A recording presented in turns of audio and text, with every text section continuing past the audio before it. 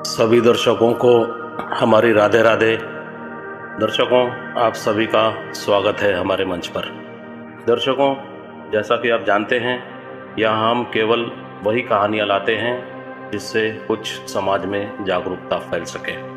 एक ऐसी ही कहानी हमने पहले डाली थी जिसमें उनके किसी रिश्तेदार ने उन्हें सलाह दी थी कि यदि कोई आपके साथ गलत करे, उसे सुधारने का सबसे आसान तरीका है नो रिएक्शन, लेस कम्युनिकेशन और नॉमिनल रिलेशन। ये 3 सूत्र यदि आप अपनाते हैं तो आपकी समस्या काफ़ी हद तक हल हो जाती है। तो दर्शकों, वीडियो शुरू करने से पहले आप सभी से हम ये कहना चाहेंगे कि वीडियो पूरी देखें, तभी आपको पूरी बात समझ आएगी। और यदि आपको ऐसा लगता है कि इस कहानी पर आपके भी कुछ विचार हैं या आप चाहते हैं कि किसी मुद्दे पर वीडियो बनाई जाए, तो आप हमें ईमेल में अपनी कहानी या अपनी परेशानी भेज सकते हैं। उस पर हम वीडियो बनाएंगे, या फिर आप कमेंट बॉक्स में अपना नंबर लिख दीजिए। हम आपसे संपर्क करके आपकी समस्या जानेंगे और उस पर वीडियो बनाएंगे। यहाँ वीडियो डालने से फ़ायदा यह होगा आपको कि शायद आपके विचारों को सुनकर या आपकी कहानी समझकर किसी का घर सुधर सके, या आपके लिए कोई सलाह या सुझाव हमारे कमेंट बॉक्स में मिल जाए। इसी उम्मीद के साथ हम आपसे ये भी कहेंगे कि आपको यदि वीडियो अच्छी लगती है तो आप वीडियो को लाइक करें और ज़्यादा से ज़्यादा शेयर करें, और चैनल अच्छा लगे तो आप इस चैनल को सब्सक्राइब ज़रूर करें। तो चलिए अब चलते हैं हमारी कहानी की तरफ। यह कहानी एक ऐसी महिला की है जो अपने पति के एक्स्ट्रा मैरिटल अफेयर से परेशान थी। उसने क्या रास्ता अपनाया जिससे वो आज सुखी जीवन जी रही है। वो बताती है कि मैं अपने पति के एक्स्ट्रा मैरिटल अफेयर से कैसे निपट रही हूँ, यह यहाँ बताना चाहती हूँ। मैं इस सिचुएशन से 3 सालों से जूझ रही हूँ। इतना तनाव था कि दोनों बच्चों पर ध्यान नहीं दे पा रही थी। जॉइंट फैमिली है, ससुराल और मायके में इस बारे में किसी को कुछ बता नहीं पा रही थी। खुद ही घुटन में जी रही थी। MA BEd तक पढ़ी हूँ और आगे टीचिंग जॉब की तैयारी कर रही थी, लेकिन पति के अफेयर के चलते सब कुछ ठप हो गया। एक दिन धैर्य खत्म हो गया तो मैंने सास को सब कुछ बताया और उनके सामने ही पति पर बहुत गुस्सा किया। बाद में यहीं पर बताए गए एक सुझाव को मैंने अपनाया, जिसमें कहा गया था no reaction, less communication, nominal relation के सूत्र को अपनाकर जीना शुरू किया। पति या किसी से फालतू मतलब रखना बंद कर दिया। अब सिर्फ और सिर्फ बच्चों पर और अपनी पढ़ाई पर ध्यान है। पति भी इसी घर में रहते हैं, मैं अलग रूम में सोती हूँ। अब पति को इंसल्ट फील हो रहा है। वो तो शांत रहने लगे हैं। मैंने यह ठान लिया है कि जिस चीज़ पर मेरा नियंत्रण नहीं, उसकी टेंशन अब मुझे नहीं लेनी है। अपनी सीमा को पहचानने लगी हूँ। अपनी पढ़ाई पर फोकस करके बस मुझे जॉब लेनी है और आत्मनिर्भर बनना है। अपने बच्चों की वजह से मैं तलाक नहीं ले सकती हूँ। मैं कहना चाहती हूँ कि इस समस्या का केवल और केवल एक ही उपाय है, पति से मानसिक लगाव। ऐसे इंसान के लिए कोई भी इमोशंस रखने की ज़रूरत बिल्कुल नहीं है। सिर्फ काम पर बात करनी है। खुद की कमाई ही ऐसे रिश्ते में आत्मसम्मान बचाने का एकमात्र तरीका है। अब पहले वाली घुटन नहीं होती। मैं उस नर्क वाली जिंदगी से बाहर आ चुकी हूँ। बस यही कहना चाहती हूँ कि हर महिला में सामर्थ्य है। आप अपनी एनर्जी किस दिशा में लगाते हैं, यह महत्वपूर्ण है। या तो निगेटिव होकर देवदास हो जाइए और फ्यूचर बर्बाद कर लीजिए, या फिर पॉजिटिव होकर उस दर्द को ही एनर्जी बनाकर खुद को डेवलप कीजिए। मैंने दूसरा रास्ता अपनाया और मैं आज खुश हूँ। आपके चैनल को मैं धन्यवाद करती हूँ, क्योंकि यहीं से मेरे जीवन में पॉजिटिव एनर्जी आई है। तो दर्शकों, ये कहानी थी इस महिला की। इस पर आपके क्या विचार हैं, आप हमें कमेंट में ज़रूर बताइएगा। और हम आपसे कहना चाहते हैं कि देखिए, यदि कोई भी हो, पति हो या पत्नी हो, वो यदि एक्स्ट्रा मैरिटल अफेयर करता है तो वो तय करता है कि जो मेरा पार्टनर है वो मेरे लायक नहीं है, तभी वो ऐसा करता है। लेकिन यहाँ एक बात और समझने वाली है, जो वो कर रहा है उससे अपने आप को ये बिल्कुल नहीं समझना है कि मैं उसके लायक नहीं हूँ, या मैंने टाइम नहीं दिया इसलिए ऐसा हो गया, या मैं टाइम नहीं दे रही थी इसलिए ऐसा हो गया, या मैं कम सुंदर हूँ इसलिए ऐसा हो गया।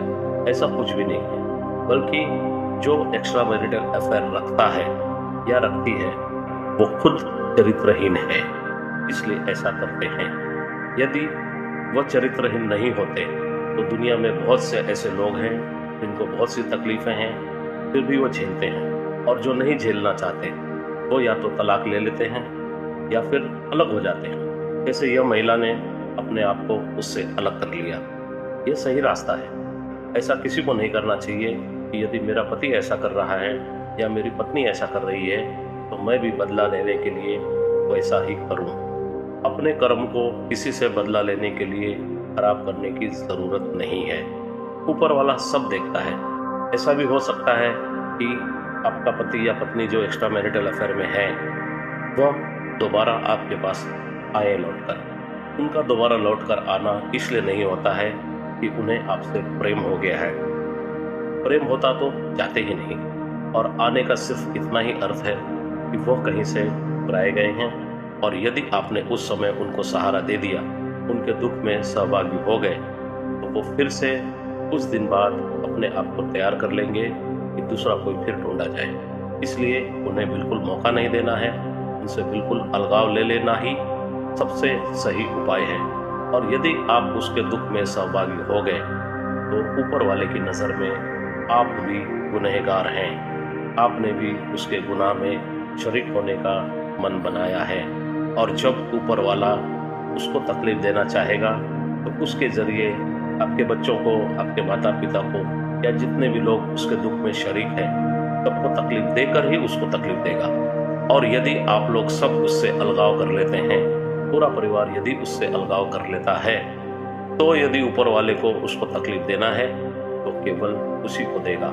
जैसे हम एक छोटी सी बात समझते हैं, एक राजा यदि अपने लिए मैदान में उतरता है लड़ने के लिए तो वह जीत उसकी होती है, हार भी उसकी होती है, इससे हमारा कोई लेना देना नहीं होता। लेकिन कोई राजा यदि हमारे लिए लड़ने उतरता है, समाज के लिए लड़ने उतरता है, फिर उसकी हार पूरे समाज की हार होती है, उसकी जीत पूरे समाज की जीत होती है। एक और एग्जाम्पल समझते हैं। जैसे रावण सीता के लिए लड़ने उतरा था और उसकी हार सिर्फ उसकी हार है, सिर्फ रावण जलाया जाता है, पूरा श्रीलंका वासियों को नहीं जलाया जाता। लेकिन राम समाज के लिए लड़ने गए थे, एक औरत के स्वाभिमान के लिए लड़ रहे थे, एक औरत की इज्जत के लिए लड़ रहे थे, इसलिए वो पूरे समाज की जीत थी और उन्हें पूजा जाता है। इसलिए कोई भी यदि खुद के सुख के लिए आपको छोड़कर जाता है तो उसके दुख में आपको सहभागी होना मतलब उसके बुरे कर्मों में आप सहभागी हैं। लेकिन यदि कोई आपके लिए या परिवार के लिए आपको छोड़कर जाता है, आपके परिवार की खुशी के लिए छोड़कर जाता है, तो उसने कुछ भी किया हो उसका साथ हमेशा देना चाहिए, उसके दुख में भी साथ देना चाहिए, ना कि उसका विरोध करना चाहिए।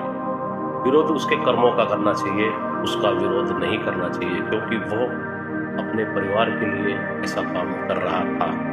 अगर वो सुधर जाए तो उसका साथ सबको देना चाहिए। लेकिन यदि कोई खुद के सुख के लिए परिवार को छोड़कर जा रहा है तो परिवार को कभी भी उसका साथ नहीं देना चाहिए। और यदि परिवार उसका साथ देता है तो भगवान की नज़र में वह परिवार भी गुनहगार है और इसका फल सबको भुगतना पड़ेगा। तो दर्शकों, यह थी हमारी राय और यह थी इस महिला की कहानी। अब इस पर आपके जो भी विचार हैं आप कमेंट बॉक्स में हमें भेजिए, अपने मार्गदर्शन भेजिए। क्या हमने सही कहा है या हमने कुछ गलत कहा है, इस पर आप अपने विचार कमेंट बॉक्स में रखिए। और यदि वीडियो आपको अच्छी लगी है तो आप इसे लाइक करें और ज़्यादा से ज़्यादा लोगों तक शेयर करें, ताकि किसी भी घर में ऐसा कुछ चल रहा हो तो वहाँ तक यह वीडियो ज़रूर पहुँचे। और यदि आप ऐसी ही कहानियाँ और भी सुनना चाहते हैं और आपको चैनल अच्छा लगता है तो आप हमारे चैनल को सब्सक्राइब करें और बेल आइकन दबाना बिल्कुल ना भूलें, ताकि आने वाली नई वीडियो की नोटिफिकेशन आपको सही समय पर मिल सके। तो दर्शकों, आज के लिए बस इतना ही। आपसे इजाज़त चाहेंगे। अभी तक आपने हमारी पूरी वीडियो देखी, इसके लिए आप सभी का धन्यवाद करते हैं और आप सभी को हमारी तरफ से राधे राधे।